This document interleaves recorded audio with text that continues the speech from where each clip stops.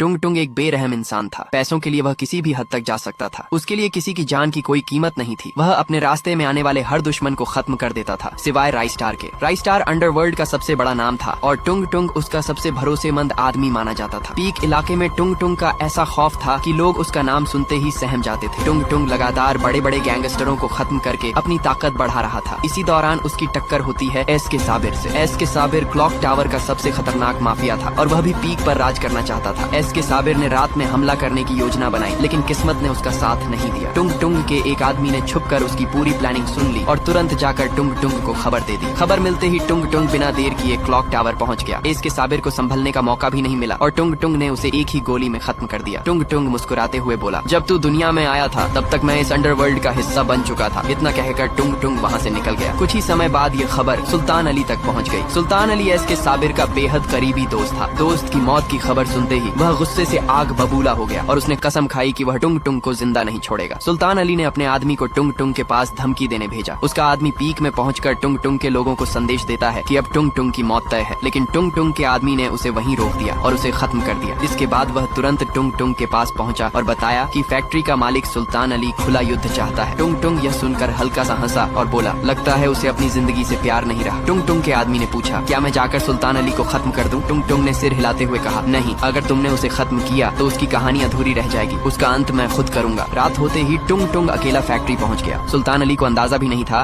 कि उसका आखिरी समय इतना करीब आ चुका है। टुंग टुंग ने उसे खत्म कर दिया और वहाँ से निकलते वक्त सिर्फ इतना कहा, तुम लोग सिर्फ बातें करते हो और मैं काम करके दिखाता हूँ, यही असली फर्क है। उस रात के बाद पूरे देश में टुंग टुंग का नाम डर की पहचान बन गया। लोग उसकी ताकत और उसके फैसलों से कांपने लगे। लेकिन कहानी यहीं खत्म नहीं होती। असली तूफान अभी बाकी है, क्योंकि बहुत जल्द इस कहानी में एंट्री होने वाली है रॉकी भाई की और उसके आने के बाद अंडरवर्ल्ड की दुनिया पूरी तरह बदलने वाली है।